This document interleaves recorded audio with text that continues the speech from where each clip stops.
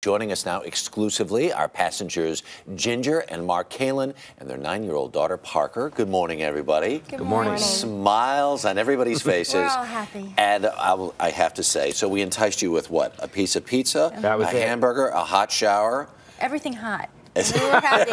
Yeah. And you said, okay, we'll get on a plane and and a trip to New York. But you just got in early this morning, so we appreciate you coming to share your story. Tell us a little bit more about when you first knew something was terribly wrong on this ship. Who wants to start? It woke us up, actually. Okay. We were in our cabin, and we happened to be on the first deck, which was right over where the incident happened, actually. So it felt like a loud and rumbling vibration. Right. I sincerely forgot where I was, and I woke up, and I thought, oh, it's an earthquake. And then I realized that we were on a boat. Yeah, it doesn't work so well out to sea. Were you afraid? Were you ever really afraid? No, not initially. I mean, it sounded like some sort of mechanical failure. Then all the power went out, and then the announcements started. You know, we lived by these announcements from John. Okay, so the PA system worked. Yeah. Well, yeah, that must have been on the emergency because that was the only thing that worked, and it was the only communication throughout the entire ship, even for crew as well. Was there chaos initially? Was there, like screaming in the hallways? No, but it did feel initially like there was no system. I mean, at first when we realized we were dead in the water, first when we realized no toilets, no power. The first time they served food, I think it surprised everybody because it was barely a piece of bread. One piece of bread had a little hot dog weenie sliced up in it. It's like they were using all their manpower to find out what was wrong. And we didn't see a lot of crew. So we see these pictures now of what looks like, I mean, mealtime does not look orderly at all. This was after we received the aid of the airlift drops.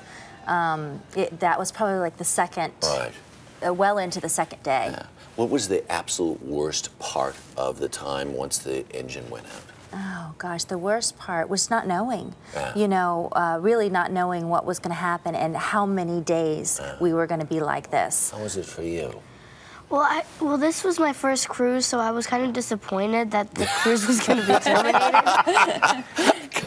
That's a pretty good description. Yeah. Kind of disappointed. We were disappointed You too. barely got going and never got to have any of the fun. It was the first day, and I was so excited about getting on the cruise ship and everything, and then it just got terminated. How did you spend time? I mean, no power, no.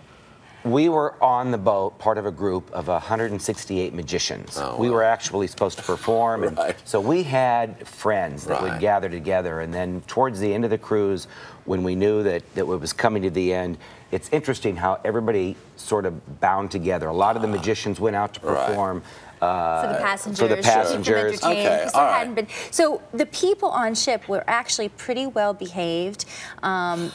Considering the situation, everybody was pretty well behaved, and I think we all kind of made, lemonade out of lemons. What are you going to do? Wow. I mean, it could have been worse, right? The ship could have been sinking, and it wasn't. Right. So we were just drifting. Just drifting. I can remember when we were going through the food line, and the food was very creative, very strange things put together, and we'd pick it up and put it away. We got to the end where the dessert was supposed to be, and there was just this flat pan with chocolate in it. It looked like melted chocolate ice cream. And I looked at it, I turned to my friend Chris Hart, I said, "What is this?" And the steward said, "Milkshake, sir." That's funny. Nice that you have a great attitude about it. Thank you for jumping in a plane, coming over all the way across the country, not getting any sleep, and joining us this morning to share your story. We really appreciate it. Pleasure Thank to you be so here. much. Glad to be Whose here. birthday? Happy birthday. Thank you.